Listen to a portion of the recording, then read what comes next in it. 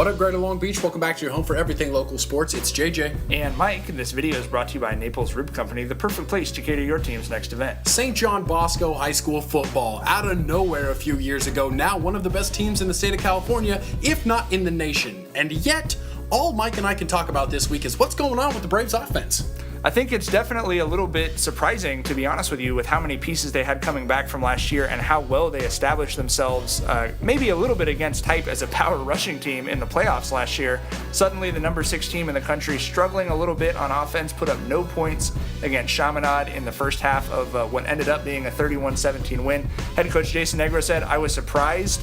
He didn't think his offense was going to come out and play that way, but they rushed for just 75 yards. Rayon Mitchell just 10 of 17 for 133 yards. First of all, these are champagne problems. This is a top 10 team in the country. Right. A lot of other high school teams are going, hold on, your quarterback went what in the first half? Yeah, I'll take that all day. Exactly. I think that at Bosco now, the expectations are now on a CIF state and national championship. So what you're asking is, how are they going to end up stacking up against teams like Mater Dei that they're going to play in league and quite possibly once again for a second year in a row in the CIF championship? Maybe some of the fans, some of the coaches were surprised that it took them a little bit of time to kind of get into the flow against Chaminade. Very good Chaminade team, obviously, but 75 yards rushing in the first half, ended up with 250. So they did in that second half wear them down, but you're not necessarily going to be able to do that against a Mater Dei team that's as deep as you are and as talented as you are. You mentioned they have a lot of guys coming back on that offense, but in a weird way, kind of supporting the vote that most of California made for the Player of the Year, offensive lineman Wyatt Davis, who is now at Ohio State.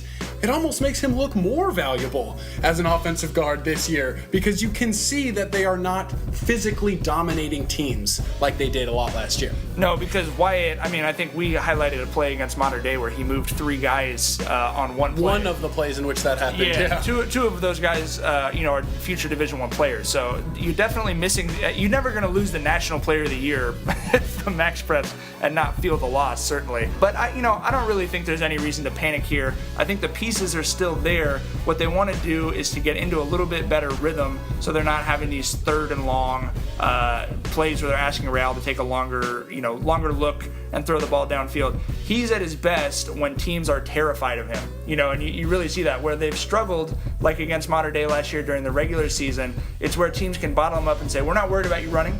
We're going to try and make you hit a 3rd and 15 with some consistency. And second half, you really saw that. He started moving around a little bit better. He got into a much better rhythm with his receivers. And all of a sudden, Chaminade, I was standing on their sideline as the guys are coming over to talk to coach and saying, we don't really have anything for him. What are we supposed to do? This guy's faster than us, and he's got a pretty good arm, too. I think this Braves offense might be in a better situation kind of struggling right now than it would be if it were putting up Hollywood numbers. Because if you look at a season, as long as they are now in high school football, 16-plus weeks, you can't be playing your best football in September. It's almost nicer to know that Mater Dei doesn't really know what this Bosco offense is going to look like in October because Bosco doesn't really know yet. Yeah, I think when we asked at the end of the season after they'd beaten Mater Dei in the championship and then De La Salle in the state championship, we asked Jason Negro, do you think that regular season loss to Mater Dei was good for you? And he didn't want to concede that point, but I do think it forced them to take a real hard look at how they were going to come out and line up against Mater Dei in December. And sure enough, they came out with a completely different offensive game plan, and it got a completely different result as well. Coaching wins high school football. We are going to once again see how good this Bosco coaching staff is as they get into Trinity League next month. Braves will have a pretty good chance to get things back on track as they're going to travel to Mission Viejo to face Dorsey at 4:15 p.m. on Saturday. After you wake up from Friday night's madness, you can go check out the Braves as they take on a City Section Power. And make sure you come back after the game for the highlight video. Thanks as always to all of our sponsors, including Papalucci's. Great place to eat on 2nd Street. Stick with us. Bosco football and everything else local sports is always going to be right here at GazetteSports.com and the Press Telegram.